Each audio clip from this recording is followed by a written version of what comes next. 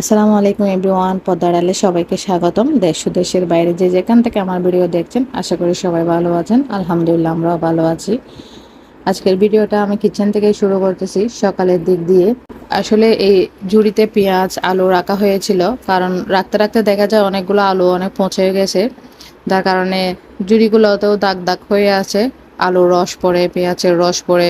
দেশি আলুগুলো আমি এনে রেখে দিয়েছিলাম, কারণ বৃষ্টি পড়লে না বাজারে যেতে অনেক কষ্ট হয়। তার কারণে এগুলো যেহেতু বেশি দিন থাকে, বৃষ্টির সময় বাজারে না গেলেও আলু রান্না করে খাওয়া যায়। বাচ্চারাও আলু খেতে পছন্দ করে।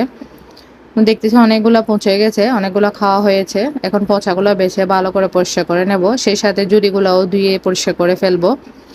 যেহেতু আজকে একটু কাজ কম আছে, যার কারণে কিচেনের কাজগুলো করে নিচ্ছি। জুড়ির সাথে সাথে কন্টেনারগুলো খালি হয়ে গিয়েছিল, সেগুলো ধুয়ে ক্লিন করে নেব।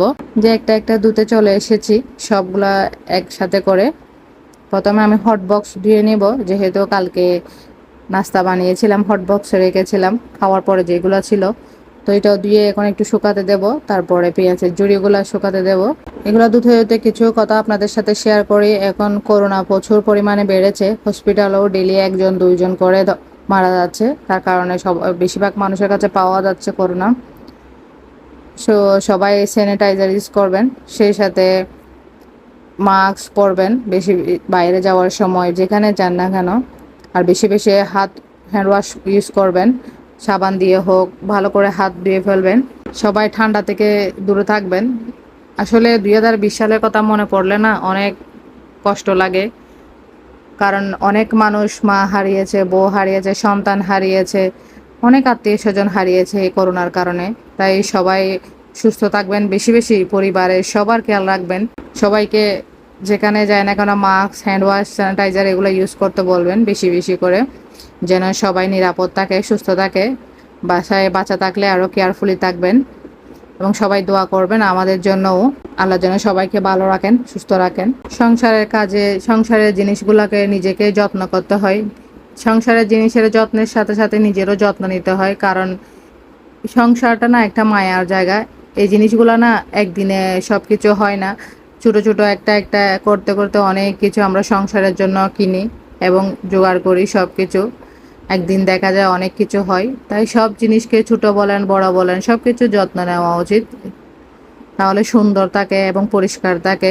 তো কথা বলতে বলতে আমার পেঁয়াজের ঝুড়িটা ধুয়ে ক্লিন করা হয়ে গেছে, সেই সাথে কন্টেনারগুলোও ভালো করে ধুয়ে নিচ্ছি। মাসে 1.5 মাসে 2-1 বার ধুতে হয়, না হলে দেখা যায় না কেমন জানি একরকম ময়লা ময়লা হয়ে থাকে। যেহেতু খালি হয়ে গেছে, কোনো কিছু নেই, তাই আমি সব কিছু ধুয়ে রেখে দিচ্ছি, লাগলে নিয়ে নেব একটা একটা। আমি কিচেনের কাজগুলো না যখন কাজ কম থাকে, ফ্রি টাইম থাকে, ওই টাইমে করার চেষ্টা করি। যেদিন কাজ কম থাকে সেদিন খুঁজে খুঁজে বাইর করি যে কাজটা করা হয় নাই, করতে হবে সামনে।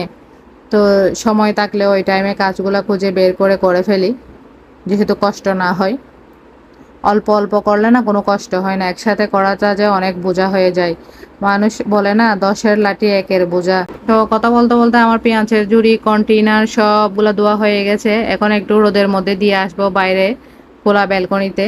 তো ব্যালকনিতে আমি একটা একটা দিয়ে দিচ্ছি যেন পানি ঝরে যায়, এগুলা একটু রোদ লাগে। কিছুক্ষণ পরে 5-10 মিনিট পরে আবার ঢুকিয়ে নেবো এগুলা। এগুলা ধুতে ধুতে আমি অপর পাশে চুলায় ডাল, সেই সাথে আলু সিদ্ধর জন্য বসিয়ে দিচ্ছি।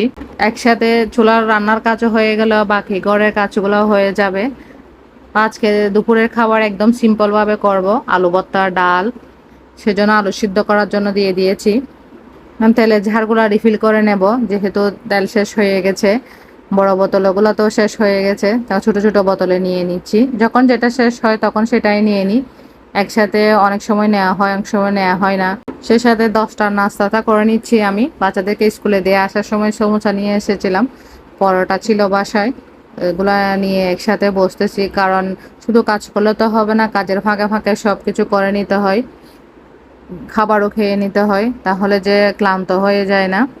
তো চা বানিয়ে নিয়ে এসেছি পরোটার সাথে, যার যেটা ভালো লাগে খেয়ে নেবে, পরোটা চা দিয়ে বা আম বা সমোসা, যার যেটা ইচ্ছা। অফ ক্যামেরায় আমি নাস্তাটা করে নিচ্ছি এখন। ম্যাঙ্গোগুলো না দেখতে অনেক সুন্দর, মাশাল্লাহ, হাড়ি ভাঙ্গা, খেতেও অনেক মজা। নাস্তা করতে করতে আমার ডাল রেডি হয়ে গেছে, এখন তেলে বাগার দিয়ে দিচ্ছি ডালের মধ্যে। সেই সাথে আলুগুলো আমার মেয়ে খোসাগুলো ছেড়ে একদম ভর্তা করে রেডি করে রেখেছে যেন ভর্তা বানানোর জন্য। যেহেতু ওর পরীক্ষা নেই, এখন বাসায় আছে, হালকা পাতলা আমাকে হেল্প করে, যেটা যেটা দরকার যতটুকু পারে সব কিছুতে সাহায্য করে। ডালের বাগার দিয়ে দিয়েছি, এখন আমি একটু হালকা বলক উঠলে নামিয়ে নেব। সেই সাথে চিকেন ফ্রাই করে নিচ্ছি। আজকে একদম সিম্পল খাবার, আলু ভর্তা, ডাল, চিকেন ফ্রাই। আবারও আপনাদেরকে অনুরোধ করতেছি, আজকের ভিডিওটা যদি ভালো লাগে একটা লাইক দিবেন এবং সাবস্ক্রাইব করবেন। ভালো থাকবেন, সুস্থ থাকবেন। আল্লাহ হাফেজ।